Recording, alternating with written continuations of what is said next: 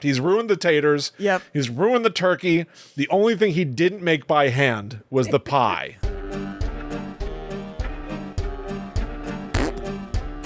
Hello, welcome to Guide to the Unknown. I'm Kristen. And I'm her little brother, William. And welcome to episode 2 of SCARMUTO. Yes. We're Every week a new season. Yes. Did you miss us? Yeah. Last week we looked at Scary Movie 1, which I feel controversially I ended up recommending. And ever since I said those words, they've been haunting me. They have. Really? Yes. I said it. I was like, I think I recommend it. It was like, on the whole, there were enough things. I mean, go back and listen. But it was basically like there were enough things that made me laugh that it tipped it over. Yeah. And I think I was also weighing it against the whole franchise of like, it's never going to get better than this. Yeah. But I'm not so sure. You feel free to correct me if I'm wrong. Yeah. We'll get into it.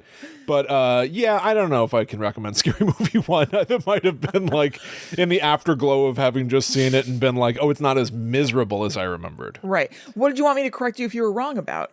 Opinions on Scary Movie 2. Oh, okay. Could it possibly rival Scary Movie 1? I've seen a lot of fondness for this movie.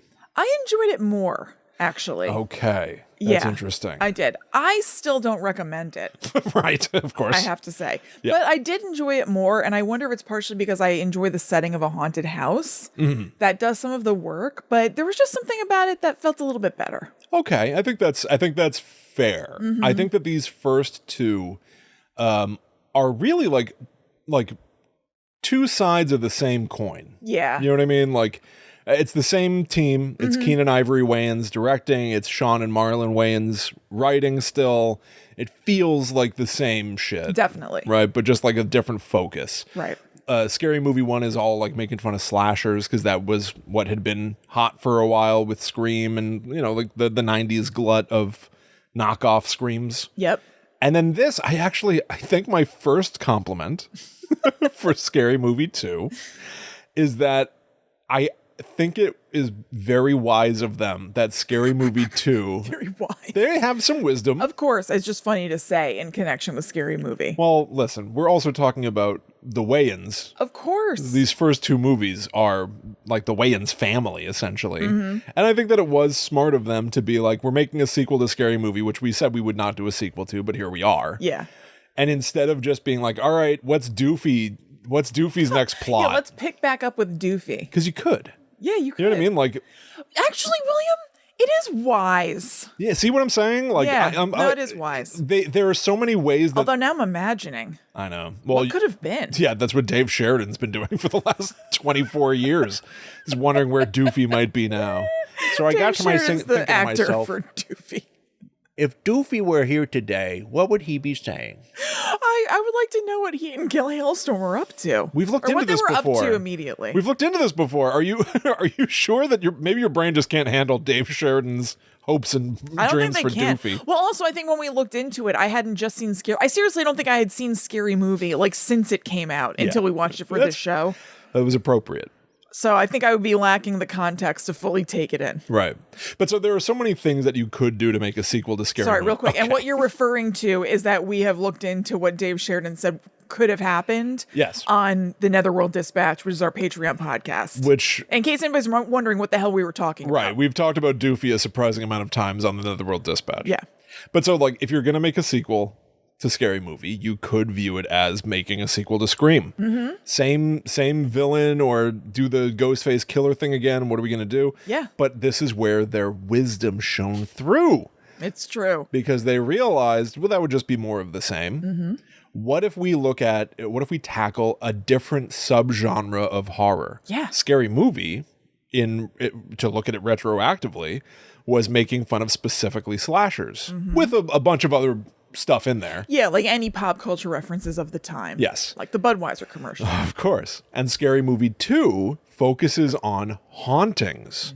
A lot of ghost horror movies, particularly instead of Scream, now the backbone of it is The Haunting. Yeah. Which was, I believe, 1999, like a big budget, big special effects horror movie. Lily Tomlinson? Yeah. And Owen Wilson, Liam Neeson, but it was like raked over the coals. It's an adaptation of The Haunting of Hill House. And it was absolutely eviscerated. It is like one of those... Lily Taylor. Lily Taylor. I don't know who the hell Lily Tomlinson is. Well, because I think I started thinking about Lily... Tomlin. Lily Tomlin. Yeah, the Incredible Shrinking Woman or whatever. So... Anyway, but I think it was smart of them to be like, now the movie is going to be about ghost stuff, because it gives them a fresh pool of things to dig from. Yeah. They can do poltergeist references. They do exorcist references. They went supernatural, and it gave them a lot more to play with. And I genuinely think that was smart. Yes. No, it totally was. They have a great What Lies Beneath reference. Yes, they do. That is one of my favorite moments. I did something a little bit different in this episode. I literally tallied up everything that made me laugh. Oh, okay. I know everything in this movie that made me laugh. Wow. I would be interested in the number of times. All right. I know you didn't tally that. Well, I know I can. Believe me, it'll be very easy to count. 1, 2, 3, 4, 5. I laughed 5 times in this movie. Yeah, that sounds right. So we're gonna get into it. Mm-hmm. You don't recommend this movie? No, I don't. I do not recommend this movie. Mm-hmm. I think that this movie is a mess. Yeah. I think it feels largely like more of the same. Yeah. Even though I just praised that, like they've got like a fresh pool of horror to draw from. By now, Scary Movie is a franchise about making fun of different specific subgenres. Slasher, now haunting. We'll see what happens in the future. Yeah. But as of right here, I'm intrigued that they had the foresight to be like, we've got to differentiate while we do more of the same. But ultimately, I can't recommend it. I don't know. It's not as funny to me. Mm-hmm. I did laugh more in the first one. It's more annoying to me. Yes. But so the taglines were more merciless, more shameless. No sequel, we lied. And I thought it was interesting that, like, on the poster, Scary Movie was stylized in the first one as having a Blair Witch Stickman over the A. Yeah. And then in this movie, it's Wilson the Volleyball, which isn't is? Yeah, which isn't in the finished movie. Oh. But is in a deleted scene. Weird. But isn't a horror movie. No. So how strange. But so now they've created this thing where, like, the title card literally has to have something else instead of the A. Yeah. It's scary. I don't know why. Huh. Okay. I don't care. Our returning cast, Anna Faris, makes sense. She was the lead. Regina Hall, pretty surprising because did she die? Yeah. Yeah. But didn't Anna Faris die? She gets hit by that car. Yeah. I guess I guess they killed her. Yeah. Sure. Marlon Wayans and Sean Wayans are both back, even though Sean Wayans was, spoiler alert, a killer in the previous movie and died. Yes. Which is weird. And our new cast... We just do a fresh reset, which is fine, basically. And our new cast will include the likes of Andy Richter, Natasha Lyonne, James Woods, Tim Curry, David Cross, Chris Elliott, Tori Spelling, Chris Masterson, and Kathleen Robertson, which I actually think is a pretty good cast for Scary Movie 2. It's star-studded. All right. Look, that's just to lay the background. All right. And after this commercial break, which I know we're all dying for, we will talk about it in a slightly spoiler-free way. I think we're going to have to just spoil it. Neither one of us recommends it. We're just going to let loose for the rest of the show. Okay. All right. Executive decision from Willie. Done. That's what we'll do. Consider it done. Okay. I'm an wow. old woman. I thought it was a democracy. Yeah, well, you said you were fine with it. It seemed. Yeah. I mean, you didn't ask. No. Okay, I still let's won't. do it. Right. All right. All right. William's an old woman. We will go into spoilers after this quick commercial break. Okay. I would like to know what your first laugh of this movie was. So, in Scary Movie 1, I noted that I laughed within the first minute. Mm-hmm. It took me about 15 minutes to laugh in Scary Movie 2. All right. My first laugh of the movie, purely because I was just taken by surprise. Yeah. Is the character of Ray is back. Yeah. And he's doing the exact same things where it's like he's gay and he acts gay, but he's not gay. He has a girlfriend. Hilarious. Right. He's talking to his friends and he goes, "Hey, does this look better tucked or untucked?" And then the guys look like, "What do you mean?" And the camera pulls back to reveal that he has tucked his balls and wiener between his legs. Yeah. And they go untucked. That It made me laugh. I just didn't expect it. It's like full James Gum. Yeah, totally. Like Sons of the Lambs or full J Muse. Yeah. Clerks 2. It just surprised me. It's a nice little surprise, and they're just very, like, untucked. Yeah. I wouldn't think I'd laugh at that, but it caught me by surprise. I didn't know it was going to happen. That's understandable. How about you? Did you... I'm very surprised to tell you that my first laugh, and there were very few, was 2 minutes in. Wow. During something that I wouldn't think I would laugh during. It was when Natasha Lyonne was like, doing an Exorcist spoof. And so she came downstairs and she was peeing on the carpet a ton. Very, very gross. But here's the thing. Some guy's voice goes, she's good. All right. Yeah, that is pretty like funny. She's impressed. He's impressed. Right, yeah. And that made me laugh. I did find it amusing at least that while she's peeing, like Reagan McNeil, right? Yeah. They keep cutting to the pee puddling around her feet, and then she just sort of like almost like wiggles her toes. Yeah. Like uncomfortably. Almost like she herself is like, okay, this is taking a while. Yeah, right. And that was lightly amusing to me. Yeah, sure. The whole opening, there are several things in this movie where it's just like they just do the same joke over and over. And a big one in this movie is lame / old white people rapping. Oh, totally. Something. It's just like, all right, here's like a group of old people singing like Shake That Ass. Right. Around a piano. Yeah. It's like, all right, this goes on for quite a while. It really does. I was stunned to discover that there is on YouTube a string of deleted scenes from this movie, and it's an hour long. Oh my God. Watching this movie was like, they didn't cut anything out of this movie. They don't have enough jokes in this movie. I mean, they have what they consider jokes, but like they don't have anything good or funny in this movie, really. But there's stuff in the deleted scenes that was funnier to me. Really? Yeah. Did you watch all of the deleted scenes? I would say I watched a good 40 minutes of the deleted scenes before I had to just call it quits. That's what I was watching when you showed up. For your health. Were like, you thought I was watching it again. That was the deleted scenes, an hour of deleted scenes. Okay. Like there's this thing where Cindy Anna Faris is in a bathtub, like What Lies Beneath, and she's slowly, her head is going under the water, and I think in What Lies, it's been a while since I've seen it, but I think it's like she's paralyzed or something, and she can't keep her head above the water, and so Cindy's trying to seek help with her feet. Yeah. Seek help with her. Well, I don't remember what she's trying to do. No, she is, but it's a funny way to put it. Pull herself out or something. Yeah. And then her foot just starts going all the way across the room and like writing on a notepad for help and rolling it up and putting it in a bottle. And then sending it down the water that's pooling out of the tub. Yeah. It was like, it was amusing. Yeah. There were amusing things in the deleted scenes when I felt that like a lot of the movie, I was like, oh my God. Just like, this sucks. Yeah. James Woods as that priest. I hate him. I hate James Woods just in general. I know. He's so disgusting in life, but he's also disgusting in this. Yeah. I was very displeased to see him. Did you look into any of the behind the scenes of this movie? Yeah.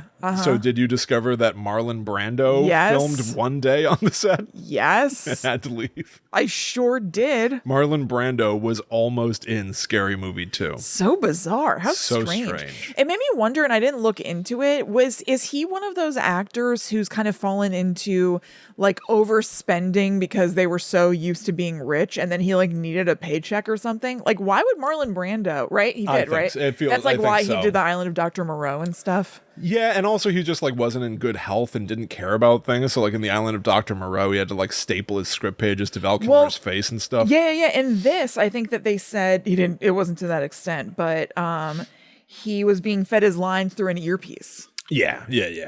Something was going on with Marlon Brando at the end. Kind of same deal. He was going to do that disgusting, actually in the IMDb trivia thing, the way they phrase it is that they say that Brando was ready to do the rather grotesque toilet scene to quote unquote bless the house, but he got sick halfway through the filming and wasn't able to finish. So at least he was spared having to do that. Do you think he got sick? Yeah, or was he like, I don't think I want to do this one. I think I gotta get out of here. I think I'm not feeling so good. I think I gotta call in Woods. I gotta call Mr. Ivory Wayans. I got a tummy ache. My tummy hurts, Mr. Wayans. Yeah. Gotta go home. Yeah. James Woods was sitting on the sidelines just waiting for his chance to leap in. And he gets flies all over his face and says, "Dear Lord, help me release this beast." And they pull back and reveal he's been pooping. I hate to admit it, I feel like it was pretty good poop acting. Yeah, it was up there. It was pretty realistic. It was up there with that man from Newsroom, Jeff Daniels, Oh, yeah. in Dumb and Dumber. From Newsroom. The man from Newsroom, Jeff Daniels. Of course. Not wrong. No, it's not wrong. It's just a funny way to refer to Jeff Daniels. Not wrong. How did you feel about their... Wait, just want to make sure you also know that Charlton Heston turned down the role of Father McFeely. And also they considered offering it to Bill Clinton. What? What? Why? What are you talking Why about? even bother? Yeah. That would never happen. Hey, I'm here to bless this house. That's so stupid. Bill Clinton's going to sit on the toilet and take a shit with flies on his face. Why would... I mean, I can only imagine that this was a joke that passed between them one time and somehow it ended up in the IMDb trivia. There's no way anybody seriously considered that. He would have been just out of office. Yeah. No, I know. Yeah, he would have just... Yeah. I looked it They up, must have yes. been... That's amusing to be like, we were considering asking the president. Yeah. If he would be Father McFeely. That's better. That's a better joke than the name Father McFeely. Oh, It's by just saying far. we almost considered asking Bill Clinton. Totally. And then the only other casting like possibility that I saw that didn't pan out was that Christina Aguilera and Britney Spears turned down playing Megan Voorhees, who was Kathleen Robertson. She was one of the people who was in the house. She's you wouldn't know this, but she's the girl who was in 90210. Oh, okay. She's the hot girl in the house who tries to seduce David gotcha. Cross. Yeah. How did you feel about their parodying of The Exorcist? Like in what way? It was like, well, it's just like, I feel like even by the year 2000 or whatever year it is here, 2001, I feel like every single joke that they do had already been said and done. Oh yeah, I mean, it's just tired. For decades. Yes.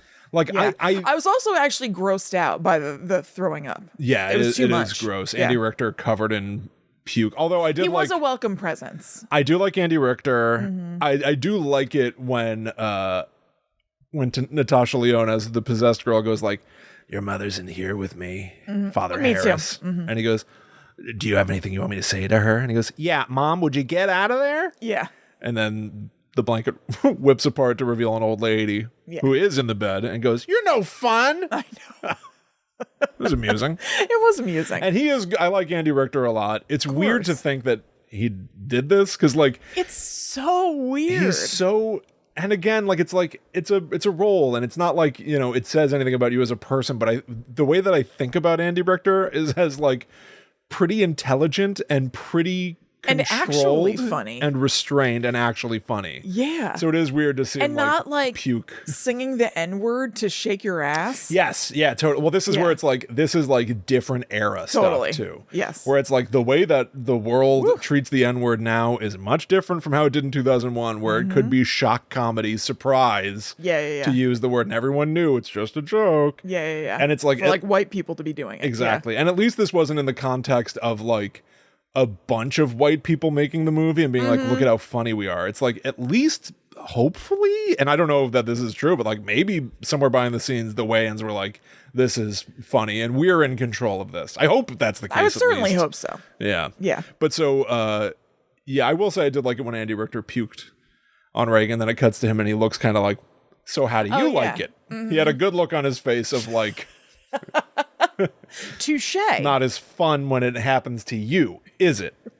Which I thought was pretty good. He was a grounding presence. Yes, Yeah. he was. And then we re-meet our original cast after the opening title or whatever. And it's been a year, and now Cindy is at college with Brenda. Everyone's alive. Yeah. Although this is where it's weird too, because it's like you're making a sequel. You're choosing that some people are alive. Right. But you're still choosing that some people are dead. So like Bobby is not back, her boyfriend from the last one. He's dead. No, He's yeah. gone. Right? They don't even mention him. No. But Sean, or Ray, played by Sean Wayans, Right. is back. Right. And they don't even acknowledge that he had tried to kill Cindy last year. No need. Although in a deleted scene, she does go like, Ray, what are you doing here? And he's like, it's the sequel. Yeah. And they just move on. Okay. So they That were works. going to acknowledge it more, and they cut a lot of that stuff out. But it is still weird, the like pick and choose of who's alive and dead. Yeah. Shorty is there again, which I don't know what you got to do. I mean, Marlon Wayans is going to be there. Of course he is. Couldn't he have played a different I like character? Marlon Wayans fine. I just don't like Shorty. What if Shorty got like really smart at college? What if like Shorty had like I think that's a great idea. really applied himself and was less obnoxious this time? That's a great idea. Because it's all just still the same Shorty is high jokes. He could still be high. He could be like, this is a more now thing, actually. I was thinking he could be a more intellectual stoner. That's not a thing then. Yeah, But yeah, he's just so annoying. He's just so goddamn annoying. Mm-hmm. And here's where they get into the plot. So Tim Curry and his assistant, played by David Cross, they want to study the ghosts at Hell House. Yeah. Which is a play on Hill House. It's the Kane, Big Daddy Kane house or something like that. I don't remember. But so they're like, well, that girl was possessed there last year, Natasha Lyonne. We want to study the ghosts there. And Tim Curry has decided that the only way to make the ghosts manifest is to fill the house with people who have been close to death. Right. Which includes the survivors from Scary Movie 1, because they survived that massacre, and that makes them perfect. And it's a good premise. I actually think that that's also a good premise. Yeah, it's a good idea. It's a sufficient excuse to have everyone back and go into a new location of a haunted house. It totally is. Which is why this movie is so strange to me. I know. Because on the one hand, I'm like, some of the skeletal structure work of this. I was going to say the same thing. It's got good bones. It's got good bones. And then it's got the shittiest muscle and the like lumpiest skin or something, you know? Yeah. It's like missing some skin or something. Yeah, definitely. I don't know. It's a mess, but I am impressed by the structure. Yeah. Which I hate to say. That's true. So like I said, overall, this movie is the plot of The Haunting. Plus other supernatural movies, including and they go beyond just like Poltergeist, What Lies Beneath, The Exorcist. They include things like Hannibal, which would have been somewhat recent. So they are still doing like the recent horror stuff, but also still just other stuff. Charlie's Angels. Dude, Where's My Car? Yeah. Mission Impossible 2. And another commercial. Oh, I know. This time it's a dribbling basketball commercial. I didn't even remember what that was. I when I was doing a little research afterward, I was like, oh, that's what that was. I mean, I obviously knew it was a reference to something that happened at that time, but I didn't know. It's like weird. There's like a weird interlude where a basketball just like falls down the stairs and it's like a ghost made it happen. But then they all just start dribbling with it and it's like all other noise drops out. Right. Yeah. And like then David Cross, who's in a wheelchair in the movie, is like dribbling it and spinning around. Then he's like bouncing on it on his head in his wheelchair and spinning around. It goes on so goddamn long. Yes. And it is like in the first movie when they did that Budweiser commercial, they did like, you know, hey, what's that? And it could still just play as stupid people being stupid. Yeah, but this was just like, what the hell is, if you don't know what it is, like I didn't at the moment, it's just like, what the hell does this mean? And they must have known that within a year or two, no one would care. Right. Which is why it's like this movie and all of these movies, all these like parody movies or whatever. There's a major context expiration date on like 40% of what's in them. Yes. And I think some of that is inevitable anyway, right? Yeah. Like what if Scream didn't stand the test of time? Now Scary Movie is not going to feel relevant. But Scream did stand the test of time, so Scary Movie still has something that people are familiar with in it. Yep. That may not be true for every movie they reference, but that's why they base like overall, it's just a haunted house story. Yeah. But when you pause the movie to do this basketball thing, it's like, now you're not watching a movie. Now you're watching like a cynical attempt at like, well, we'll make the money when people come to the theaters. And then the Wayans brothers don't come back after this, by the way. I know. Like they just walk away after this. I know. It's like this was just dumped into theaters really to be like, let's make money because the first, it's as cynical a sequel as you can get. It's like Scary Movie 1 did well. So let's rush and make another one. Yeah. The Wayans were like, essentially the Wayans said to Harvey Weinstein and all the Dimension people, like, we want to take more time. Yeah. Why rush it out within a year? But they were forced to do it as quickly as they could. So they put a 20-minute long basketball commercial parody in it. Crazy. And then they just never came back. That is kind of what happened with Scream 2, but it did work out. It did work, yes. And that's where it's like, Scream 2, I think is, I mean, how many times have we gone over it? But Doy. I think it's one of the best sequels ever Oh, made. yeah. It like potentially rivals my opinion of the first one, Scream 2. Well, Scary Movie 2 does as well, Right. as we said. So really the parallels Of course. hardly ever end. Of course. But with Scream, it's like Kevin Williamson didn't pitch Scream. Kevin Williamson had originally pitched 3 movies. Yep. So he had some idea of where this would go and had some idea that there was going to be an arc that's larger than the first movie. Yeah. So he already had a leg up. Then I also suspect that, you know, the people that were making the movie were better craftsmen than the folks who made Scary Movie 2. Could be. And there's just less to jam in. Yeah. Scary Movie 2 literally has to be like every sentence has to be a joke. Yeah. Right? It's a lot. And so I think that's what made that year deadline feel a lot tighter than something like Scream. Oh, totally. Where it's a little more melodramatic and you can have quiet moments and you can have essentially dead air where you're building tension. Yeah.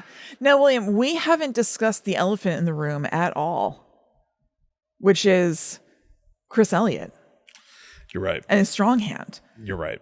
I mean, when we talked about, you know, we record a lot of our shows live and we mentioned that we were going to be recording this episode. I mean, the response was huge about the strong hand. People still love this. Yeah, they do. They do. I know. I think Chris Elliott. And Make Way for Fanny. Make way for I had totally forgotten about that. And I remember us thinking that was really funny. Yes, make Yeah. way for Fanny. Make way for Fanny. Because he's so weird. He's always leading with his weird ass. Yeah. And he keeps saying things like that. Like the first thing he says is, "Watch my bottom coming through." And I completely forgot that this was even a thing. And I was like, "Oh my God, that's right, Will." And I thought that was really funny. Watch my bottom coming through. Yeah, just saying it gently. Chris Elliott plays the caretaker of Hell House, who has a deformed hand that he calls his strong hand. Yeah. It is a puppet hand in the movie. it's a small hand that is deformed but has kind of a big thumb. Yeah, big thumb. It's clearly a puppet that Chris Elliott is able to like move a couple fingers of through some mechanism of some sort.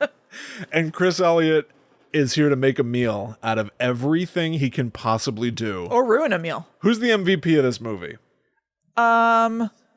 You know, he's gone for a lot of it, actually. He is gone for a lot of it. That's Surprisingly. true. I mean, honestly, based on audience response from our audience, I gotta say Chris Elliott. It's Chris Elliott. Yeah. And especially considering how little airtime he has. That's even more of a feat because I was surprised that he is not just a fixture in the entire movie. He's in the beginning. He makes quite a splash, and I'm not just talking about the mashed potatoes. And then he's gone until like the end. Yes, he's like Sir Anthony Hopkins in Silence of the Lambs, where it's like he only has 8 minutes of screen time. Yeah, That's crazy. right. Chris Elliott. In more ways than one, he is. Yeah. Oh, on the poster, he's wearing the Hannibal Lecter mask, even though he doesn't in the movie. Right. Which is weird. Yes. But ironically, for Chris Elliott being, yes, the most recognized and most remembered thing about this film, fondly remembered thing. Yeah. Ironically, I just got hit with a wave of, I can't believe we're talking about this. I don't know why. I knew what I was signing up for, but the second you started talking about Chris Elliott, I was like, oh my God. We created this. We created this. Yeah. So Chris Elliott is the caretaker. He's weird. I don't even know how to describe this man. I don't know. Like, yeah, he's kind of dressed like a butler or something. Yeah. He has like a bald cap on and then long wispy hair. I guess he kind of looks like Riff Raff a little bit from Oh, sure. Rocky Horror Picture Show. Yeah, I can see that a little bit. Like a little bit. Stringy hair, but like disgusting skin. Like Yeah. he like picks a thing off his nose and throws it in the mashed potatoes and shows that that's part of his recipe. Like everything he does is disgusting. Yeah, everything he's he does. just built to be gross. He says this always irritated me because like Chris Elliott is improving all over the whole movie, which yeah, you know can be hit or miss. totally. And he has a lot of things that hit. He does. But then he says like they've got this whole scene. God damn it! I'm like I don't know why I don't know what I thought I was going to be doing, but I'm starting to get annoyed that I'm talking about this. Oh, we're gonna have to take a break in a minute. Yeah, because I'm starting to get irritated. Of course, I can see William is physically getting uncomfortable. Yeah, he's wiggling his waggling. I watched this. I took tons of notes about this, but something about saying it out loud just feels like a different kind of endorsement or something. So We've already said we don't recommend it, so That's don't true. worry. Thank you. So everyone's piled around the table, the dinner table, and they're all like, oh my God, thank God I was hungry. And now Chris Elliott comes in and starts explaining how he made everything. Yeah. So he picks up the turkey and he goes, now a lot of people baste the turkey. And this is what he says, but I use this. And then he licks it. And he licks all around the turkey. The phrase, but I use this before you lick is like such an improv. Like he didn't maybe know what he was about to say, and they didn't do a retake or anything. It's just leave it. I use this. He starts licking. It's just like that always felt off to me. Yeah. It's like you can smell the improv. Yeah. Oh, totally. Right? And then they just gave him a bunch of food and said go. Exactly. I will say it is what gave me my second laugh of the movie is during this scene where they're like, okay, well, I'm not going to eat the turkey because he licked the turkey, right? And they're like, all right, well, the mashed potatoes look good. Here's what made me laugh. Chris Elliott says... I'm sorry, just to go back to the turkey, I remember you at some point reminding me of what he calls the giblets. Like when it happened, I was like, oh, Will has said this to me. Because it's horrible. Yeah. It's horrible. Yeah, this is one of those things that I was just like, I can't believe. Yeah. He goes, I cook it with everything, by the way, the penises and the ginies. Yeah. And he goes, and then I lick in here the little honey hole. Ew. It's so... I wasn't even going to bring that up. So gross and so horrible. See, this is why I don't want to say these things. It's terrible. Thanks for cueing me for another. I wasn't going to say the hiney hole thing. It's all miserable. So here's what made me laugh, though. To praise. Praise. You have to praise him like you should. In times of darkness. Off screen, Chris Elliott goes, the taters are done. And then it cuts to him and he's stirring the taters. In one hand, he has a whisk, and then his little hand is also in the mashed potatoes, also stirring simultaneously. He's got his little hand in there stirring the mashed potatoes, and the other hand is holding a whisk anyway. Oh, that made me laugh. Yeah, no, it's pretty good. And even just saying the taters are done. Because you're supposed to be this butler of this high-class mansion. The taters you're right. The taters are done. The whole thing... You're right. That is a funny thing to say. A feast for the senses. Oh, you know what? We already talked about the basketball parody, so I'll tell you the third thing that made me laugh because I'm just looking at it. I have a thing that made me laugh as well. Go ahead, though. During the extended basketball commercial parody, sitting next to me on the couch was Allie. Yeah. Who had insisted she didn't want to watch any more of these after I had it on in the room last week. Understandable. When the commercial parody, the basketball thing is happening, Allie suddenly said, "This is unbearable." She's right. And that made me laugh. Yeah. That's funny. Laugh. It wasn't necessarily the movie, but it was part of the experience. Totally. This is unbearable. This is unbearable. This movie that's supposed to entertain people. It's a comedy. It was unbearable to her. She couldn't take it. Yeah. No more, please. I don't blame her. Something that made me laugh is when they're back at college, and it's with the guys again. And what's his name in the movie? But it's Chris Masterson from Malcolm in the Middle. Yeah. And he goes up to somebody and he says, wedgie moment, to give them a wedgie. Saying wedgie moment is funny. And then whoever that was says, you're going to give me a yeast infection. Yeah. Yeah. Wedgie moment is funny. Wedgie moment. That's weird. Wedgie moment. How it was written in the script. I know. And then it does kind of diminish it a little bit in hindsight because then he keeps giving tons of wedgies and they're not really funny. No. But saying wedgie moment is funny. Wedgie moment. Even me saying it just made me laugh. That is pretty funny. Yeah. That is pretty funny. Yeah. All right. So let's take a little break. I want you to cool down. I know. I'm shocked because I really felt like I'd been preparing and maybe that's part of the problem. I think I saw too much of this movie. I understand. You know what? I just scrolled down and I saw one of my notes that says, I was happy to spend time with Chris Elliott because I like him, but he overstays his welcome, especially in that food scene. 100%. Yeah, that's what it is. Is like, I like Chris Elliott. This is, I think, why I got tired talking about Chris Elliott. I think it's exactly what you just said. Because I like Chris Elliott. Yeah. I like, by and large, almost everything I've ever seen from him, I've enjoyed on some level. And, this character is so well known, right, and so memorable, and it is the thing that everyone points to that part of me feels bad not liking it. I think that's part of what makes me hesitant to be like, well, all I'm going to do is crap on this. But there are things that make me laugh about it. But to your point, it's so relentless. Much. It's so never ending. Yeah. that it just is hard to, it's literally like an endurance trial. It really is. It's just too much. He overstays his welcome. And so it is good.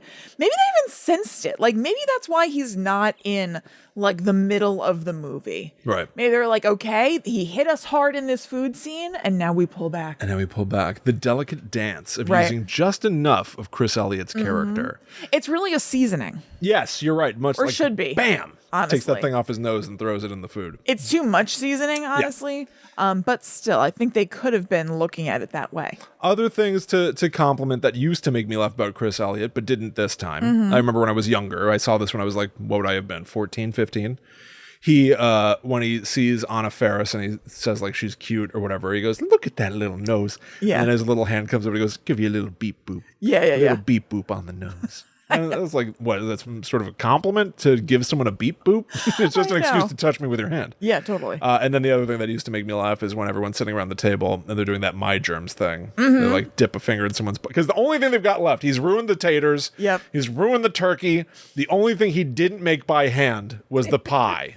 That taters thing is really funny. I taters don't thing is remember it at funny. all, but you saying it is funny. Taters are done, and they show him whisking it, and his hand is jammed in it.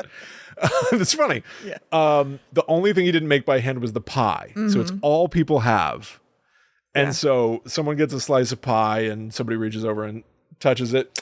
My germs. And somebody goes, oh, my germs. And then he goes, ha, yeah, my germs. And he shoves his hands into what remains of the rest of the pie. Just like, Yeah. makes a U, and then everyone just leaves the table. I tell you, like all these things you're saying, I remembered them from you saying them, like when we were kids. Like beep boop on the nose gave me, oh, I remember Will saying that. Like I remembered all these things from that. It was so weird. 20 years ago. Yes. 22 years ago, this was very, Yes, of very course. funny to me and very funny to the world. Like, I think that this movie also, well, this is one of the worst performing scary movies, but I think, I genuinely think that I have seen this groundswell of appreciation for Scary Movie 2. And I think it might just be like that cynical thing of like, I mentioned something and my phone is giving me stuff. Right. I didn't go searching for that hour of deleted scenes. Somebody on the internet just posted, here's an Yeah. hour of Scary Movie 2 scenes. Right. It's like, are people talking about Scary Movie 2 for some reason? I think it's your algorithm. That's what I'm saying. I Yeah. think the algorithm just started feeding it to me because in my sphere of the internet, it's been like everyone loves this movie. Well, I'm surprised when we were looking up some stuff before we started recording. Scary Movie 2 has a horrible rating on Rotten Tomatoes. Yes, So I don't think this groundswell has hit RottenTomatoes.com. It's It has a true. 13% rating. Well, that's the critics, though. The 52% is the audience rating, but even so. So 1 out of every 2 people liked this movie. That's what it says. And the Rotten Tomatoes consolidated review, is this? Wait, no. I don't know. Critics' consensus. Instead of being funny, this gross out sequel plays like a sloppy, rushed out product. And I think that I kind of agree with that. Yeah. Out of curiosity, let's not look ahead. I want to look back at Scary Movie 1 and just Okay, see. I see. assume it had better reviews, right? I would think so. Let's see. Scary Movie, it's got to beat a 13%. And it Yeah, does. wow. It had a But lower audience score. See, that's what I'm saying. I think that people like Scary Movie 2 more than Scary Movie 1. Yeah. But it does have a 51% tomato meter from critics. And Scary Movie 1's consensus was critics say Scary Movie overloads on crudity and grossness to get its laughs, which But is still, also true. They're still saying there are laughs. They are still saying there are laughs. So Scary Movie Not 2, nothing. critically reviled and audiences are mid. Yeah. Scary Movie 1, critics are mid and audiences are mid. At least somebody didn't hate this one, the first one. Right. Critics hated this one, Scary Right. Movie 2. All right, what are you gonna do? let's take a little bit of a break, and then we'll talk more about this movie. We got to take a breather. So, if you go to patreon.com/GTTUpod, you can find our second podcast. We have a whole other weekly podcast. It's called The Netherworld Dispatch, and it comes out every Monday. So if you go to our Patreon, we have a whole bunch of different tiers. If you sign up at our Demon tier, that's our highest tier at $13 a month, you can get those episodes every single week. And then we have a Banshee tier, that's our $8 tier, where you get them every other week. We have a $4 tier, that's the Zombie tier, where you get them every month. And we even Ghost. have thank you. Ghost tier. And we even have a $1 tier, the zombie tier, where you get access to just our Discord. And everybody above that, gets Discord too. You know how Patreon works. I know. Sign up for an upper yeah. tier. You get everything from the lower tier. Yeah. Super fun. Love doing it. The Netherworld Dispatch is always we get to look at clips of stuff, things that we couldn't always do on this feed here. Yeah. It's super fun. It's great. People really like it who have it. It's really nice. I love it when people say stuff to us like, oh, it's so great. I know. Great value. Oh, it's so great. Oh, I like it. Oh, it's good. Oh, look at that. We say Hey, things it's like you. this. What are you doing in my home? But Patreon's good. So go check it out. Patreon.com/GTTUpod. And let me just put it this way. It isn't SCARMUTO on the Netherworld Dispatch. Yeah, there's other stuff on there. Yeah, all right. And I do have a nice review for us from Better Times, and it's from our pal Ray. Oh, nice. Being spooky is a family affair. Where to begin? This sibling duo has brought countless hours of joy into my life and served as a gateway to a wonderful, budding community of weirdos. Guide to the Unknown is unlike any other podcast out there. A unicorn of sorts. Kristen and Will serve up the most snort laughter-inducing takes on everything horror and bizarre, with truly never a dull moment. They know how to toe the line to keep the darker topics light while delivering spine-chilling stories or sharing horror community news, keeping us all informed of the latest and greatest. This podcast genuinely feels like I'm sitting down for coffee with two close friends, and I know others would agree. I'm eternally grateful for the light these two have brought into my life and the community they have fostered as a result of their shared freaky interests. I have truly found my people. Only took 31 years. Big thank you to our fearless leaders. It is delicious to be in such company and support everything you create. You're stuck with me to the bitter end.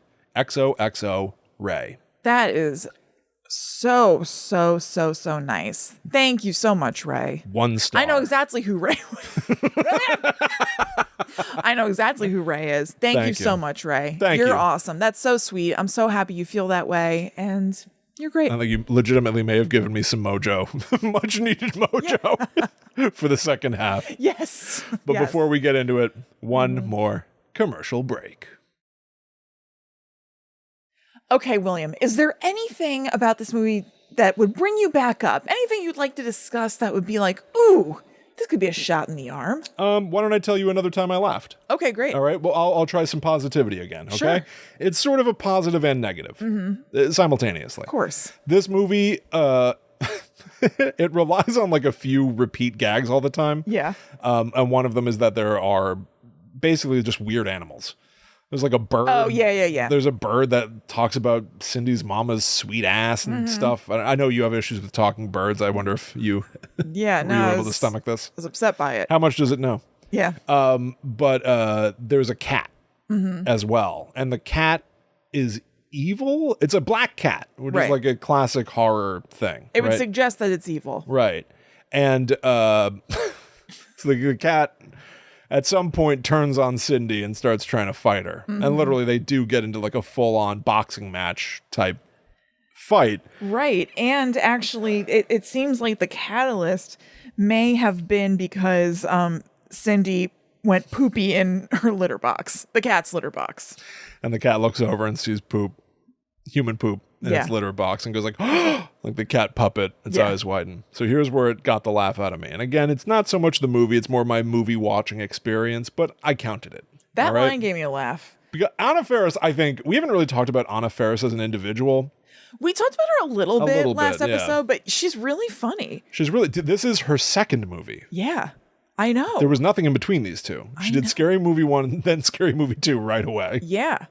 She's great. I really think she's good. And her saying to the cat, she says, I think I know why you're mad, Mr. Cat. I didn't mean to go poopy in your litter box. Right. So she says that line, and then Allie was getting something from the other side of the room, and she was coming back to sit down, and when she said, I went poopy in your litter box, Allie just went, just huffed and sighed. She looked completely exasperated. God, this is still happening. She looked the look on my wife's face was oh God, like when is this going to be over? Like this Yeah. sucks. This sucks. And it made me laugh so much. That's awesome. I loved it. Similar to like, I think I had a higher ratio of laughs in Scary Movie 1. Yeah. Because Allie was working. She wasn't paying attention much to Scary Movie 1. Right.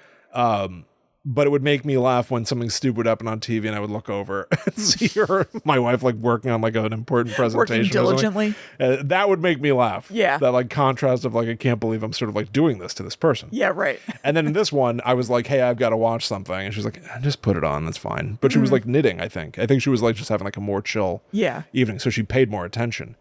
And you could see the toll that it took on her more and more over the course of the night. Ultimately, the evening would culminate with Allie being like, all right, I'm going to go to bed. And out of curiosity, I checked and there was like 5 minutes left of the movie. And I went, there's only 5 minutes left? Like, hopefully, like you want to hold out and just finish the thing. She's like, yeah, that's fine. Just kept going. Not a problem. No worry about her sense of closure, gestalt. Of course not. Allie was just done. Yeah. She was out. I don't know if she'll be back for any of the future SCARMUTO episodes. I really wouldn't think imagine. it would be a hard sell. Yeah. After she didn't pay attention to Scary Movie and did pay attention to Scary Movie 2. What, you think she's gonna it's gonna be too tough because she doesn't have all the context for Scary Movie 3? Oh yeah, she's gonna be completely lost about the plot of the future movies entirely. But yeah. So you enjoyed that cat fight, is what you're saying? I hated the cat fight. Yeah.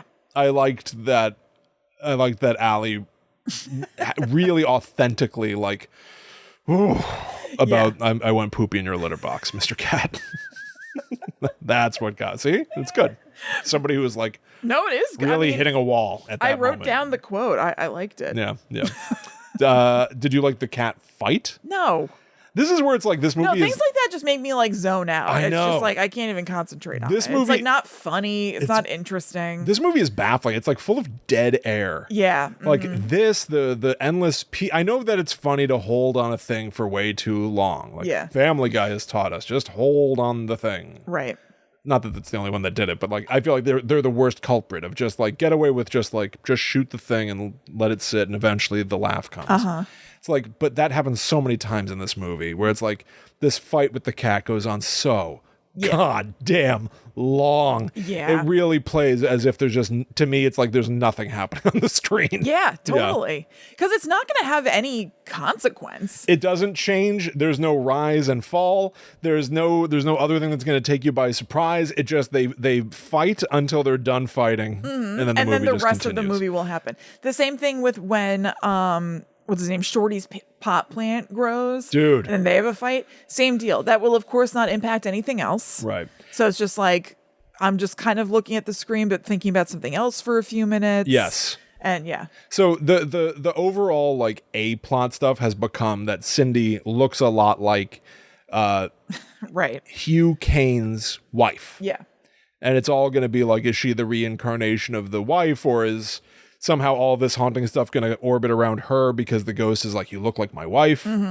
But there is also a million B plots. Yeah. Here are, I wrote each down if you want to just address them one by one. Yeah. Okay. Cindy Campbell isn't ready to date again so soon after Bobby. So she tells Chris Masterson that she just wants to be friends, and he takes it very literally. He now is like punching her in the arm and going, dead arm. Yeah. And giving her wedgies and stuff like that. What do you think of this joke? That's his whole gag, is that he is clueless about not treating her like just like a fellow bro. It's maybe funny a couple of times or something, but I mean, just stupid. I don't know. Yes. I do think it's interesting that there are so many complicated relationship dynamics at play in this movie, because we have them, Buddy and Cindy. His name is Buddy. Buddy and Cindy are figuring it out. Then we have, you mentioned Hugh, who is the man of this manor. Hugh comes to Tori Spelling, who is one of the subjects here, and has ghost sex with her in the night. And then she has fallen in love with him. And so she's really pursuing Hugh for a relationship, who's not into it. He thought it was just a booty call, he says. So Huey, she calls him Huey and Tori Spelling have their whole push-pull thing. She wants to be the new Mrs. Hugh Crane. Yeah. So she's like even drawn a portrait of herself. Yes. Replacing his wife. Right. Tori Spelling, how do you feel about her just overall? Boy, that's a whole other show. Because do you know that Tori Spelling has a new podcast now? And look, don't worry about it. It doesn't Okay, matter. how do you feel about Tori Spelling in this movie? Okay. I was happy to see her in this movie. All right. Yeah, I'm interested in Tori Spelling. Is she here because she did that cameo in Scream 2? Yeah. Yeah. Yeah. Do you know that it's she was a supposed- joke that she's here? So, not a little bit, not exactly. So she apparently was supposed to have a much bigger role in this movie, and it was cut down dramatically because they wanted her to be topless at some point, and she was not into it. And this led to some like behind the scenes like manager to studio kind of stuff. It was like a whole messy thing. Some Weinstein company stuff. Okay. So well, that's interesting. She was supposed to be a little bit more central to the movie than this just sort of like running thing with her and Huey or whatever. And that sucks. Yeah, no, it does suck. But no, I like her. I saw a lot of her deleted scenes. That makes sense because all the deleted, like half of that hour of deleted scenes is just her. Okay, yeah. So that makes a lot of sense. Yeah. But I'll say this. She was supposed to be somewhat, I think, antagonistic. Yeah, I guess so. It obviously, it should go without saying that like trying to pressure an actor into being like, you'll do this nude scene or you won't work. Right. That's wrong. Of course. But her character is still the same as every other character, where it's like you've got your one character trait. Yeah. And we hit it every time we see you. Yeah. Shorty is high, Ray is gay, Chris Masterson is a dork friend. Yeah. Everyone has that one trait. And her trait was she's a stalker, clingy person. Yeah. And so losing those scenes, it changes how much of her that's on the screen, obviously. Like, you don't want to have your role cut down. Right. But everything that I saw of her that was cut, I was like, none of this is materially important or changes this character. The content of her character is still totally the same. Never changes. I think it was maybe, if I remember correctly, I didn't note it down. I think maybe she was supposed to be even more kind of obsessive and pissed about Anna Faris's character looking like his late wife or something. Oh, okay. I okay. think. I didn't see much of that. I don't really remember. But again, I could not finish of course watching that 1 hour I could of be deleted misremembering that. But anyway, she's supposed to be a little bit more yeah, she's definitely a stalker. Like in the deleted scenes, it's like she's insinuating herself in people's lives, and like her introduction is breaking up with someone over the phone and then dragged out forever. It's like, well, yeah, I mean, we weren't really dating. It wasn't really official. I mean, we didn't really know each other. I mean, I saw him at the beach once and, I found his phone number. Yeah. I mean, I looked him up on the internet. It's just like, oh my God, I get it. You're a stalker. Got it. So like cutting all that stuff out felt like a no-brainer to cut. Yeah. But by that same metric, cut out all this shit. Cut out this whole movie. I will say though, that does set up her being very clingy to Huey. So I could have used that. I guess, but you didn't get it. I could have used I think you get it enough in the moment where she's like, Huey, I love you. I'll be the new Mrs. Got it. It's quite sudden, though. I don't know. Really? Just off of one ghost booty call? She's so obsessed that D was that good? I guess so. I guess so. But yeah, that was her whole gimmick, was that she's, stalkery and clingy and stuff. Yeah. But so anyway, those are the dynamics. And then also Ray and Regina Hall still trying to figure it out. Remember new things. That was another thing I remembered us talking about a lot when this first came out. Wow. You have a lot of memories of us talking about Scary Movie 2. I do. I don't know. I seriously think I've seen this more than the first one, right? I don't know. I don't really remember. I remember us joking about it somehow. Yeah, he asks her to talk dirty. Yeah. She says she's going to piss in his face and she's going to shit in his mouth. And no. Fart in his mouth. And I'm going to shit all over these walls, Ray. All over these walls. Yeah, I remember us saying that. Because it's funny. That's dirty. Talking dirty. It is. She's right. She is talking dirty. Yeah. And he's like, what? Yeah. It is funny. It is funny. It didn't make me laugh this time, but it has made me laugh in the past. Yeah, I won't say it's not funny. It had the ring of nostalgia to me. As soon as that scene came up, I was like, I know what's coming. Yeah. Yeah. Tim Curry. Right. Another like Chris Elliott. He's the other like elephant in the room, I feel. Yeah. Is it notable that he's here? Is he a get in 2001? I don't know. I feel he may have been in a career lull. I kind of think so, because I think this is probably ballpark of the time he was in like Muppet Treasure Island. Yeah. And at that time, that was a little bit less like, oh, fun, Muppets. Like, we remember them, we love them. Like, it's cool to be in a Muppet thing that was past, like, Yeah. Although I know a lot of people Christmas do Carol. have fondness for it, but I think we stopped No. at Christmas Carol. Yeah. No, I've never seen it before, but a lot of people do have fondness Yeah. for it. But no, I think that it was not necessarily like so cool to be in a Muppet movie at that point. It wasn't Okay. like such Yeah. a flop, like what a loser thing, but it wasn't like, oh, that's awesome. He's the kind of person that he has become such a legendary performer that it's weird to think that there was a time where it would be like, who cares? Who wants Tim Curry in a movie? Because he Yeah. is so standout. Totally. I like I think seeing it probably him. was kind of like that though. Like it's Yeah. it's just kind of like, oh yeah, Tim Curry. I don't- Yes, you know. people didn't really care that much. I kind of think so. That's why he's here. Because people Yeah. didn't really care that much. I kind of think so. But I like him. Oh, I I do really too. do like him. I wish there never had been a lull. I feel like he's such a good performer. Oh, he's great. How could there have been he a is lull? magnetic. He wasn't taken advantage of enough, like not utilized enough, I guess I should Oh, I say. absolutely agree. In this movie or overall in his career. 1,000,000%. Weirdly, so I wrote down deaths in this movie, Mm-hmm. and Tori Spelling and Tim Curry are the only deaths in this movie that seem to stick. Yeah. He is killed like off screen. Yeah. mhm. It's Right. confusing. He's like lured off screen by like a seductive woman's voice. There's Yes. there's a confusing backstory. He's also part of the Last Time I Laughed in this movie. Mm-hmm. But there's this confusing backstory. So we already laid out that it's Hell House and Hugh Kane and his wife, but it's laid out that Hugh Kane was having an affair. And maybe the wife killed Hugh Kane Right. and this seductive affair lady. Yeah. Who I guess was said to be their babysitter. And she should have known that something was wrong because they didn't have any children. Oh, right. That's right. one Yeah, of the yeah, jokes, yeah. which is a fine gag. Yeah. But so now it's like, is the wife a killer and Hugh Kane is a victim or angry or trying to get vengeance? Yeah, yeah, yeah. He will be seen as the big bad of everything by the end. So it's all wishy-washy and immaterial. Yeah. I mean, it really doesn't even matter.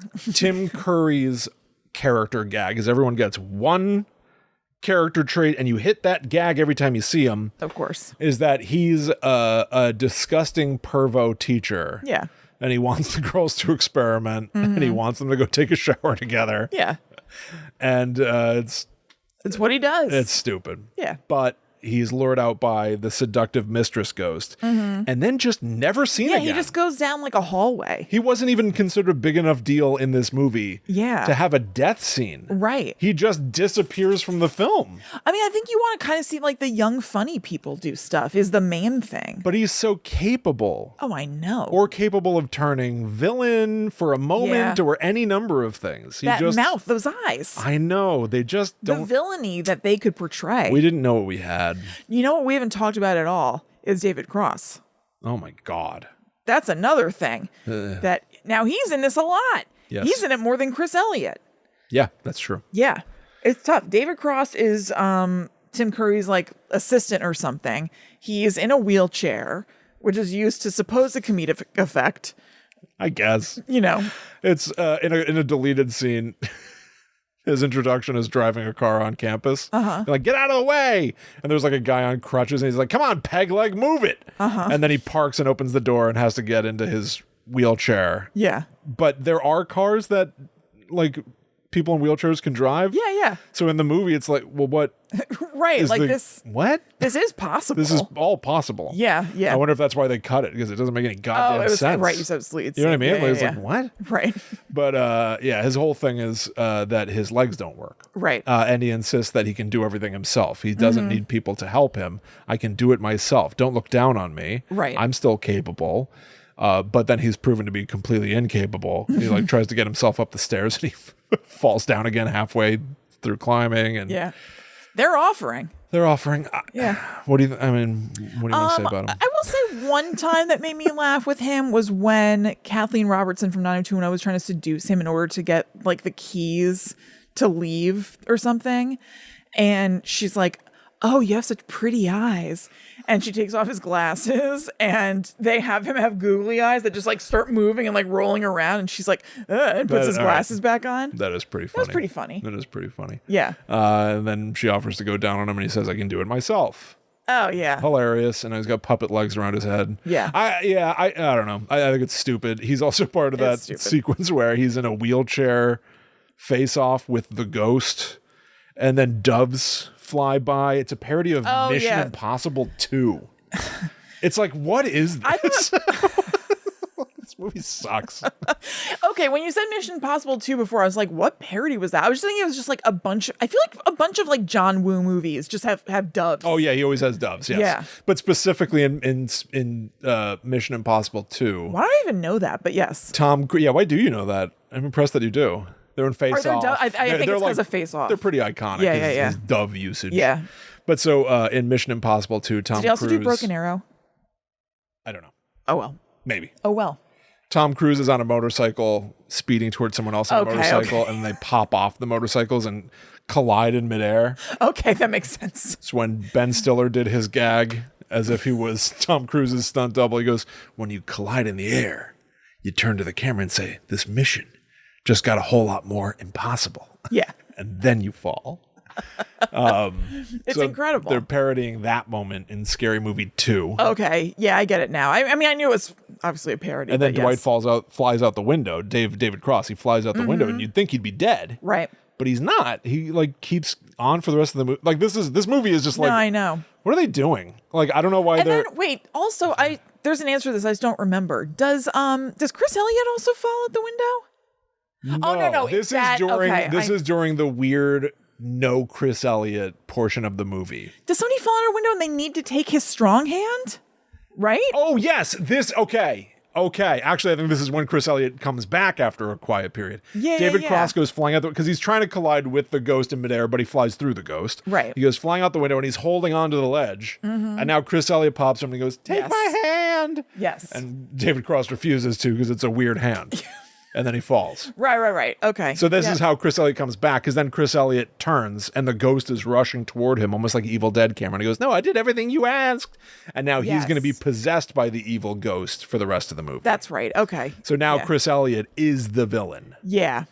Which Boy, what a movie. Should have happened way earlier or something, or I don't know. That's right. Okay. I'm remembering I don't now. know. Yeah. I don't know. Yeah. And then they do a Charlie's Angels fight scene forever. I know. I have to say though, I enjoy the Charlie's Angels style of fighting. It looks so weird. The Wire. Yeah, I like Wire it. Foo. I like it. But it's the same thing as doing the Matrix fight in the No, first of course movie. it is. It's so stupid. It goes on forever. It goes on for so But just long. seeing it, I like people looking like they're running, but it's in the air. I enjoy the look of it. Yeah, all right. I'm not against that.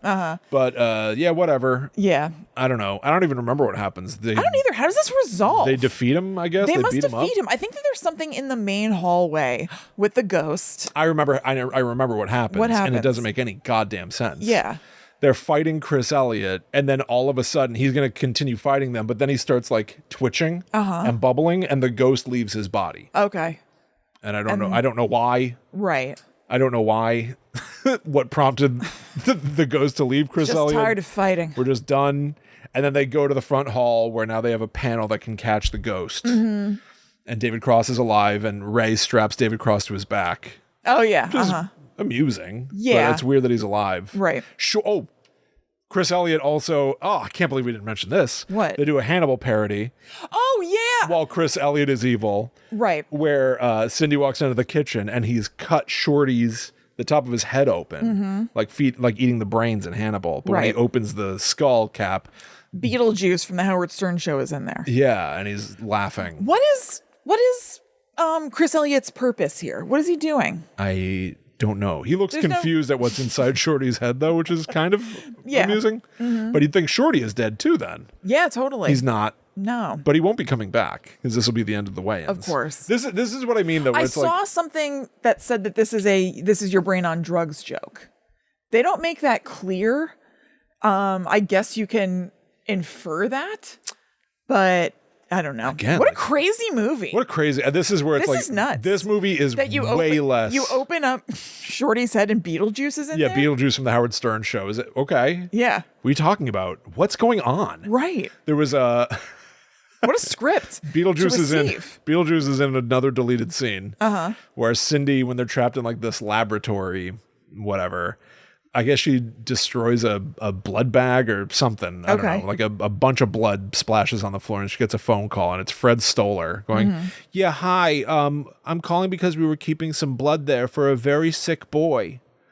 It's Beetlejuice. And it's Beetlejuice in bed, and they zoom in on him, and he goes, "I'm just a kid. It's not my fault." Or something like that. Like, it doesn't make sense.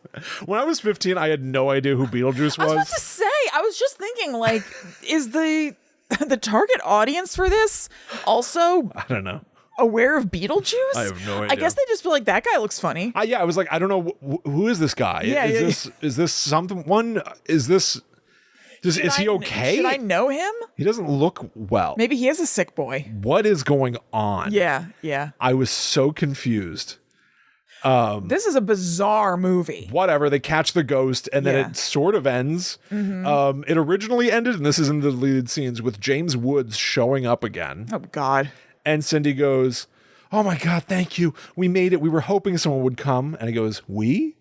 You're the only survivor." And then she turns around, and Shorty and Ray and Brenda and David Cross and Chris Masterson and 90210 all disappear. Oh. And it's like they all did die. The whole time. And Cindy is the only one still alive. But that was deleted.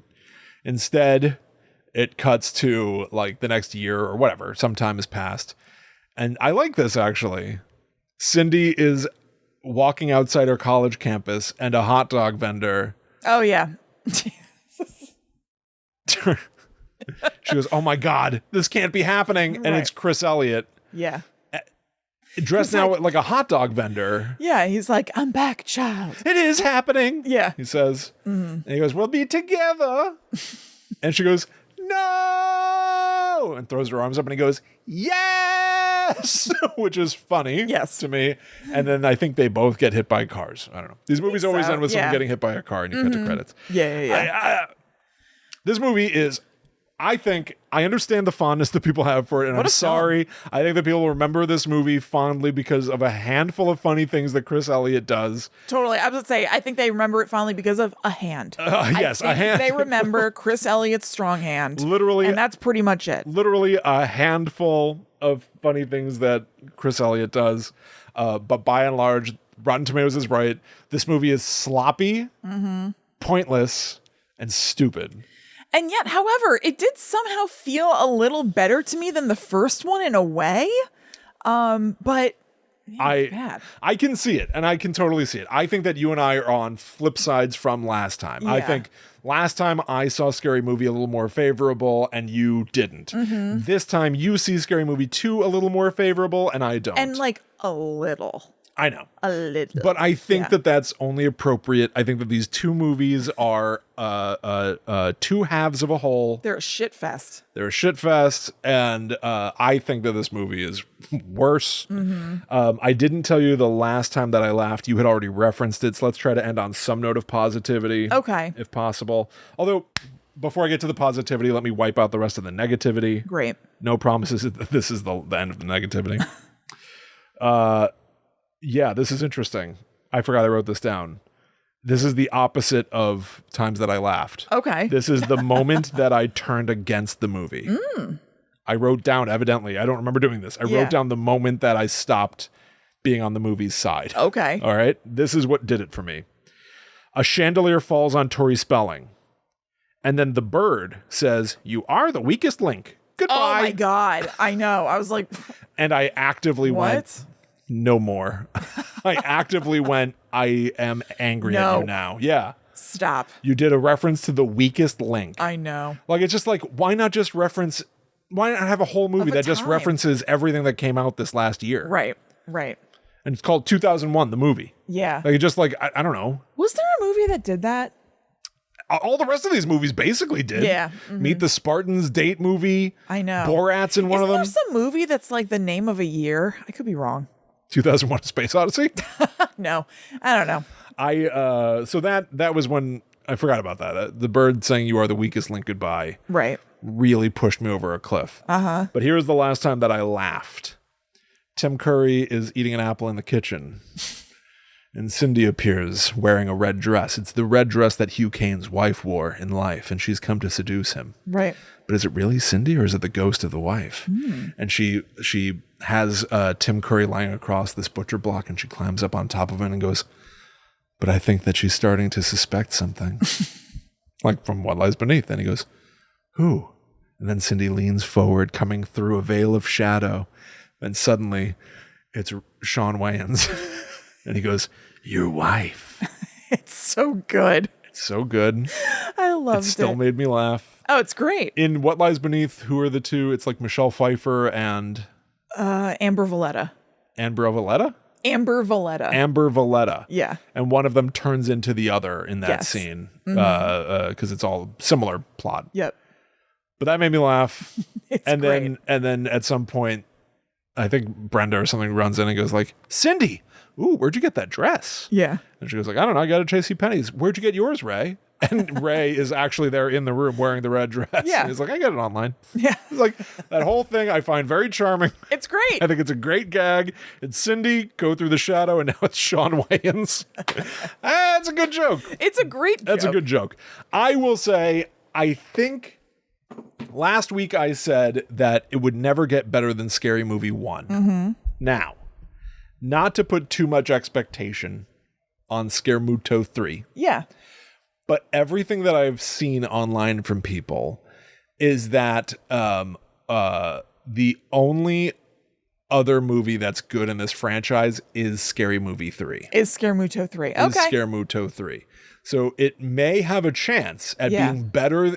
All I needed to do is be better than this. Yeah. You know what I mean? Totally. And Leslie Nielsen's there, Leslie which Nielsen will already be there. gives it a fighting chance. We're going to have a whole new crew behind the scenes. The Wayans are done from here on out.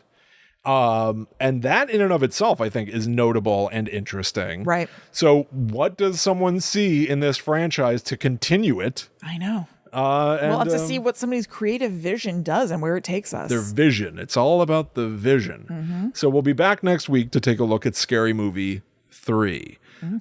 You feel this is better than Scary Movie 1? I mean, by a degree. It's honestly, it's really more that I like the setting more than Scary Movie 1. Just It's hit me. really just that. Technically, at this point in time, Yeah. you could accurately say the phrase "Scary Movie 2" is my favorite in the Scary Movie franchise. Yeah, I guess I want you to so. say that. I won't do it. Say it. I won't do it. All right, everybody. Thank you so much for hanging out with us. Yes. We really appreciate you. I can't believe you made it to the end. I know. Good on you. Good. Congratulations to you. You're very strong. Patreon.com/GTTUpod. We got a lot of fun stuff going on over there. Thank you to everybody who supports us. Yes. Thank you so much. Also follow at GTTUpod. We post every time that we release a new episode. And you can also follow us online. Yep. I am at Chillin' Kristen. I'm at The Myth Traveler. So we'll be back next week for a fresh take on the Scary Movie franchise. I bet it's going to be so fresh and unique and original. Absolutely. I'm glad to add a new voice to the conversation. Yeah, aren't you? Yeah. But until that time comes, we must travel. Back to the netherworld go we.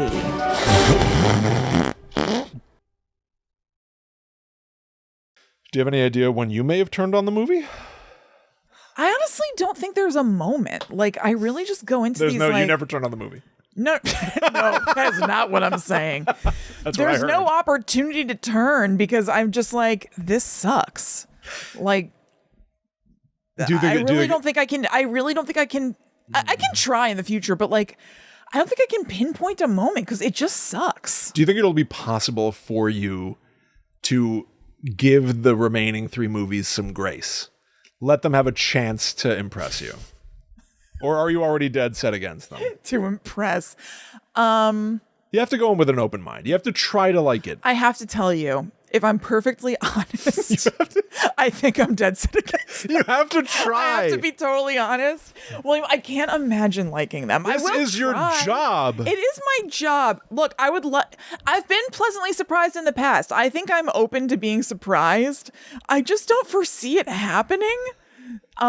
I'm willing to be surprised. I wish for you to find the grace. I'll try to find the grace The in space my in heart. it. By Scary Movie 5, I want you to have found a way to embrace these. Is Leslie Nielsen in 3, 4, and 5? I don't know who's in 5. I Okay. think 5 is another like No Man's Land. Yeah, I think 5. I really think that we're driving toward a cliff. We're in trouble. I really think we're in trouble. I think 5 is going to be the worst. Can't wait. Oh boy.